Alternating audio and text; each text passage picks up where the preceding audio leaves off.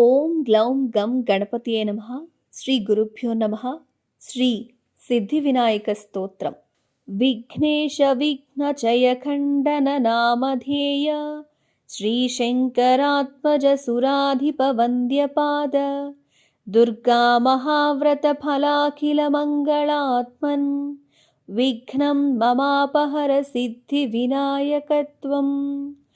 सत्पद्मरागमणिवर्णशरीरकान्तिः श्रीसिद्धिबुद्धिपरिचर्चितकुङ्कुमश्रीः वक्षस्थले वलयितातिमनोज्ञसुण्डो विघ्नं ममापहर सिद्धिविनायकत्वं.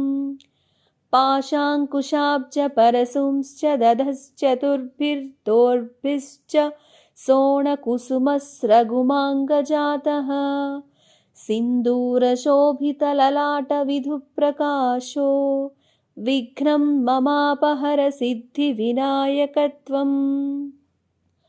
कार्येषु विघ्नचयभीतविरिञ्चमुख्यै सम्पूजितः सुरवरैरपि मोदकाद्यै सर्वेषु च प्रथममेव सुरेषु पूज्यो विघ्नं ममापहर सिद्धिविनायकत्वं. शीघ्राञ्चनस्खलनतुङ्गरवोर्ध्वकण्ठस्थूलेन्दुरुद्रगणहासितदेवसङ्गः शूर्पश्रुतिश्च पृथुवर्तुलतुङ्गतुन्दो विघ्नं ममापहर सिद्धिविनायकत्वं.